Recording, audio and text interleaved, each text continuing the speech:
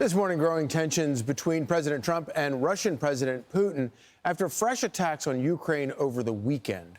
Trump posting, quote, "He has gone absolutely crazy. He is needlessly killing a lot of people. And I'm not just talking about soldiers. Missiles and drones are being shot into cities in Ukraine for no reason whatsoever." Retired Lieutenant General Keith Kellogg serves as Trump's special presidential envoy for Ukraine. He joins us now. General Kellogg, so great to see you this morning. Thank you for joining us. Obviously you have a lot of back and forth right now between Trump and Putin, and it's getting a lot more pointed. But what is left for Trump in his arsenal to get Putin to do, to the peace table, to do what Trump wants?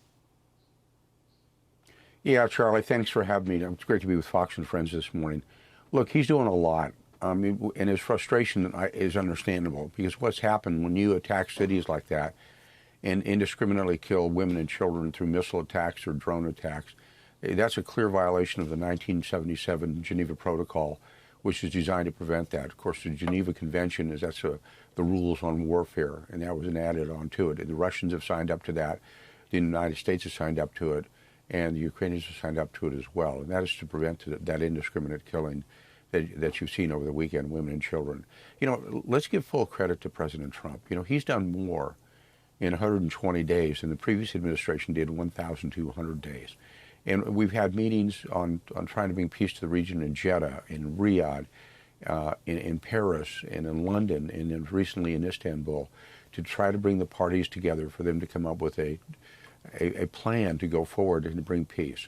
And we've got the Ukrainians in a position where we believe that this is what they want. And we have a 22-point plan that we brought back out of London that kind of outlines where we want to go. And frankly, we think it's a good plan because neither side really likes it. Well, I think you make progress when both sides don't like it, and it's gone well, Charlie.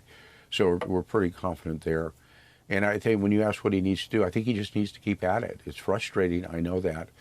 But the only guy that can do this is President Trump. I really believe that. I've said that repeatedly on air. Right. That based on his personality, who he is, he's the one who can bring peace to the region.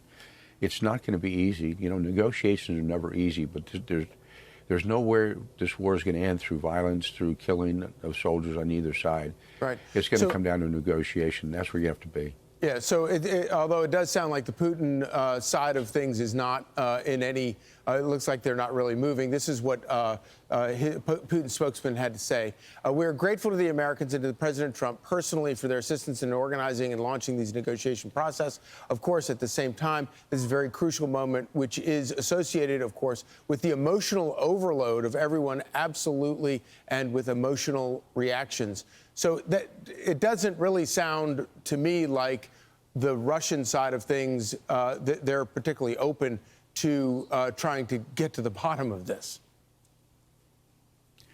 Yeah, Charlie, I think that's the reason you have to continually apply some type of pressure to the Russians to get them to the table and make a determination on where they want to be. When President Trump spoke with President Putin a little over a week ago, the Russians said they were going to come up with what they call a memorandum. It's what I call a term sheet. What a term sheet means is, okay, this is how we get to peace. We've got that from the Ukrainian side. We need to get that from the Russian side. And then what you do is you meld them together. You put them together and say, okay, what does this look like? What is not acceptable? Right. What's acceptable? Where can you go to bring it together? And once we do that, once we get their term sheet or memorandum, then we'll put it together, and then there's going to be another meeting, and we believe it'll be probably in Geneva. We would like to have had it in the Vatican, and we're pretty set to do something like that, but the Russians didn't want to go there, to the Vatican. So I think Geneva may be the next stop, and then you eventually go to somewhere where you get all three major leaders of all the parties. You get the President Putin, and President Zelensky together and hammer this thing out and come to some type of signed document that ends this war. This war's gone on way too long. President Trump is absolutely right. You've got to stop the killing. When you look at the numbers that are just, I call it industrial strength killing. When you've got casualties on both sides that are over 1 million, and right now conservatively we're talking 1.2 million, that is stunning when it comes to it. That is beyond World War II numbers.